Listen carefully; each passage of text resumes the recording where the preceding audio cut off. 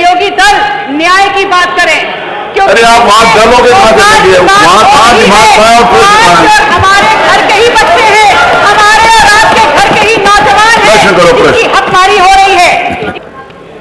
स्थानीय नौजवानों के प्रति सरकार का जो ये उदासीन रवैया है और जो उपेक्षा कर रही है स्थानीय नौजवानों की, उसके कारण ही यहाँ का युवा नौजवान आज ठेला खोमचा लगा करके पकौड़े तलने को मजबूर हो रहा है, सिगरेट और बीड़ी पीसने को मजबूर हो रहा है। डॉक्टर पल्लवी पटेल। माननीय अध्यक्ष महोदय, आपका आभार कि आपने मुझे अपने प्रश्न पर अनुपूरक पूछने की आज्ञा प्रदान करी।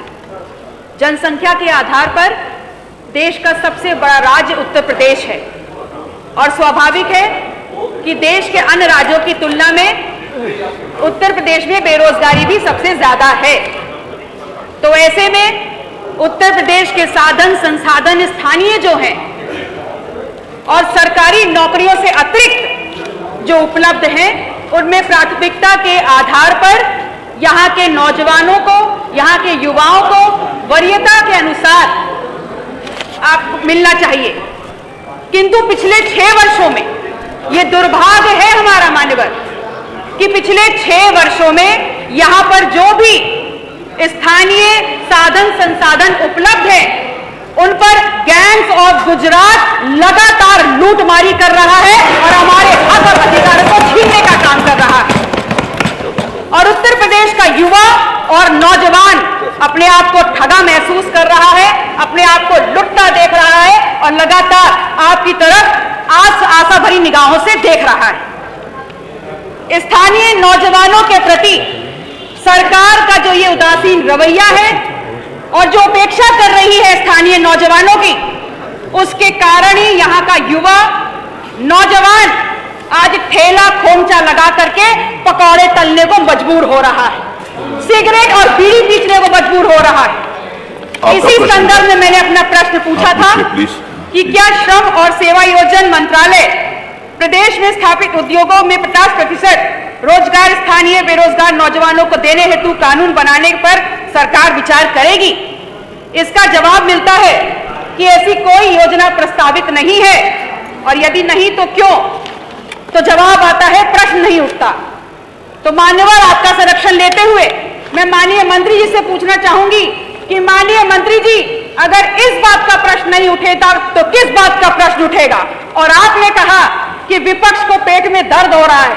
अभी नहीं कहा, तो आपने पूछा नहीं, बताया जो चर्चा है उसमें पेट दर्द तो स्वाभाविक है, सर दर्द भी हो रहा है। और इस बात को आपसे पूछना चाहते हैं कि आप और आपके साथ जो अन्य आपके सहयोगी जो सत्ता में सत्ता का सुख भोग रहे हैं और दलित और पिछड़ों के हक में बात करते हैं, वो आज जब हकमारी हो रही है तो अपनी आवाज बुलंद क्यों नहीं करते?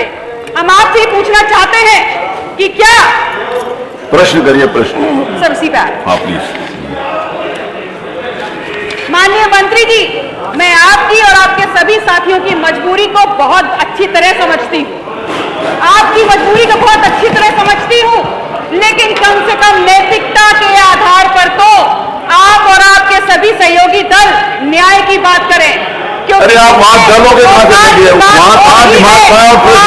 हमारे घर के ही बच्चे हैं, हमारे और आपके घर के ही नौजवान हैं, इसकी हकमारी हो रही है।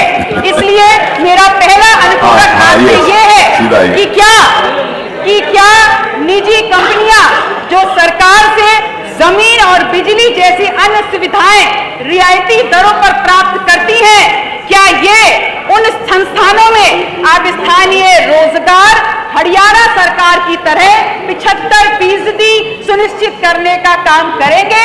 यदि हाँ तो कब तक, यदि नहीं तो क्यों? मान्यवर, मेरा दूसरा प्रश्न है, क्या 25 करोड़ की जनसंख्या वाले इस प्रदेश में हर साल 2 करोड़ युवाओं को समायोजित करने के लिए आप प्रभावी कदम उठाएंगे? यदि हाँ तो क्या, कब तक, यदि नहीं तो क्यों? मंत्री जी, जो उतना पूछा उतना बता दीजिए।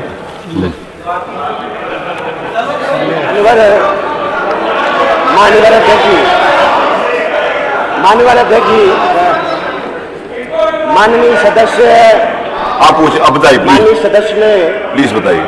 बड़ा सीधा सा प्रश्न किया है वो सीधा सीधा जवाब दीजिए। कि जो कंपनियां हैं जो निजी क्षेत्र है उसमें क्या हरियाणा सरकार, जो हमारी ही सरकार है, हरियाणा सरकार ने जिस तरह से वहां हरियाणा के नौजवानों के लिए एक आरक्षण की व्यवस्था की है, क्या उस तरह की व्यवस्था क्या उत्तर प्रदेश की सरकार करेगी? जी मान्यवर, उत्तर प्रदेश निश्चित तौर पर एक बड़ी संभावनाओं वाला प्रदेश है मान्यवर, और आज $1 ट्रिलियन इकोनॉमी के लक्ष्य की तरफ हम तेजी से आगे बढ़ रहे हैं मान्यवर।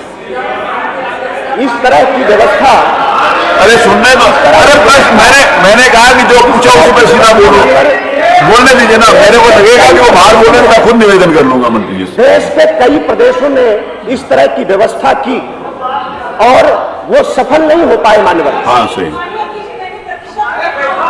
अरे अभी तो जवाब तो आ जाए। अब कहां सहयोगी दलों के चक्कर में पड़ी हो आप तो मान्यवर, कई प्रदेशों ने इस तरह की व्यवस्था की और इस तरह की व्यवस्था को प्रदेशों को वापस करना पड़ा। उत्तराखंड का उदाहरण हमारे सामने है मान्यवर। हाँ जी, उत्तर प्रदेश और हरियाणा प्रदेश की सरकार ने जो किया, आज कई कंपनियों को वहां मैन पावर नहीं मिल रहा है, इस वजह से कई कंपनियां पलायन कर रही मान्यवर। और ये व्यवस्था हम उत्तर प्रदेश में इसलिए नहीं ला सकते कि जो हमारी कंपनियां आज देश और दुनिया की कंपनियां आज उत्तर प्रदेश में आ रही हैं, योगी जी की सरकार ने जो प्रयास किया, आज दुनिया भर के निवेशकों के लिए सबसे पसंदीदा डेस्टिनेशन आज उत्तर प्रदेश बना है मान्यवर।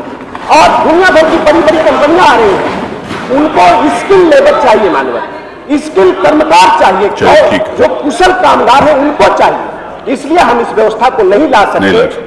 और ये दूसरे जो प्रदेश में हमारे जो प्रवासी श्रमिक जाते हैं मान्यवर, उनके साथ भी कोई मेला व्यवहार न हो, इसलिए भी ये व्यवस्था ठीक नहीं, इसलिए हम इसको नहीं ला सकते। प्रश्न क्या 9